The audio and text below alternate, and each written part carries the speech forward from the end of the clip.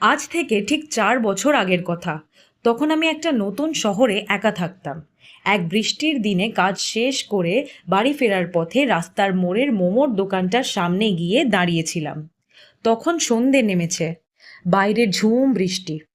আমার মনটা ভীষণ চাইছিল ধোঁয়া ওঠা গরম গরম চিকেন মোমো, আর সাথে সেই মারাত্মক লাল লাল ঝাল চাটনিটা খেতে।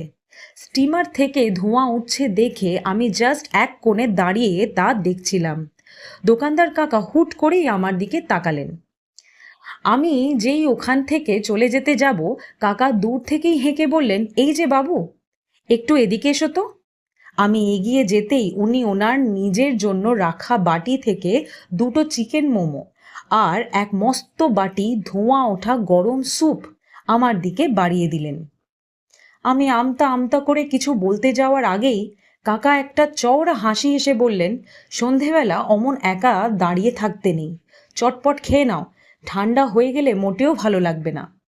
সেদিন ওই বৃষ্টির সন্ধ্যায় রাস্তার ধারে দাঁড়িয়ে ঝাল চাটনিতে ডুবিয়ে মোমোর প্রথম কামড়টা দেওয়া, আর ওপর থেকে এক চামচ গরম স্যুপ মুখে নেওয়া, বিশ্বাস করুন, আমার মনে হয়েছিল ওটা শুধু মোমো ছিল না, ওটা ছিল একটা মানুষের দেওয়া অদ্ভুত এক আন্তরিকতা আর ভালোবাসা। আর 4 বছর পর শহরের কত দামি রেস্তোরাঁতেও ওই মোমো খাই, কিন্তু ওই বৃষ্টির রাতে অচেনা একটা শহরে ওই কাকার নিজের থেকে দেওয়া এক বাটি গরম স্যুপের যে স্বাদ আর তৃপ্তি ছিল, তা আজ 1000 টাকা খরচ করলেও কোনো 5 স্টার হোটেলে খুঁজে পাওয়া যায় না।